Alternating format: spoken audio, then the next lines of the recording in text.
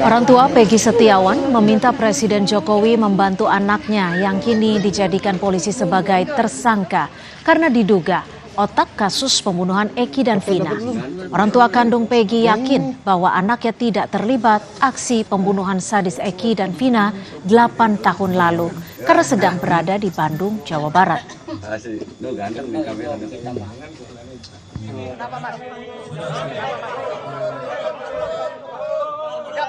Karena Peggy tidak bersalah, Peggy adalah tulang punggung kami, jadi saya mohon kepada Bapak Jokowi bebaskan anak saya karena anak saya tidak bersalah. Saya orang tidak punya, tidak mengerti apa-apa dan tidak ngerti apa-apa, udah gitu aja. Apa yang Ibu bisa yakinkan kepada Pak Jokowi bahwa Peggy tidak bersalah? Ya karena waktu itu juga Peggy tidak ada di tempat, waktu itu Peggy tidak ada di Cirebon, Peggy sedang kerja di Bandung, gitu aja. Penyidik Polda Jawa Barat melakukan prarekonstruksi di 6 titik terkait kasus pembunuhan Vina dan Eki. Prarekonstruksi dilakukan dengan membawa 1 saksi dan 1 narapidana. Polisi juga memberikan tanda di salah satu titik tempat jasad Vina dan Eki ditemukan.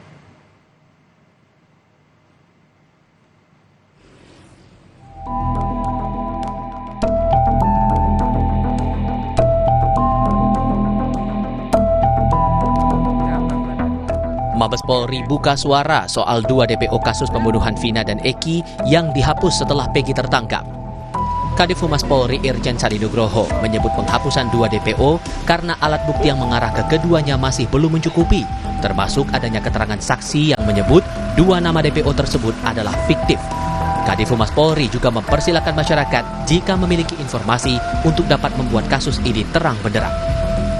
Kasus yang disampaikan oleh Dirkrim Polda Jabar bahwa tadinya DPO ada 3 menjadi 1 karena alat bukti yang mengarah kepada 2 orang ini sampai dengan saat ini masih belum mencukupi.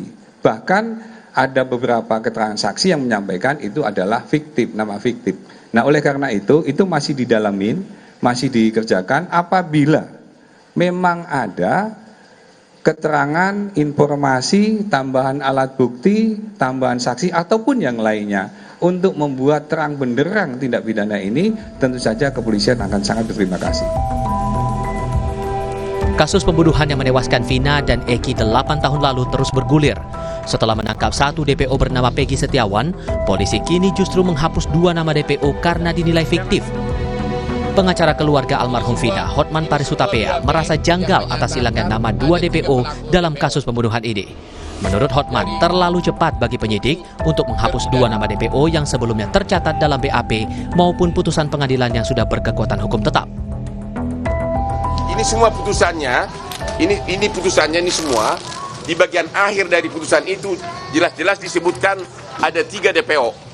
Di dalam pertimbangan hukum juga ada 3 DPO. Di dalam surat tuntutan ada 3 DPO.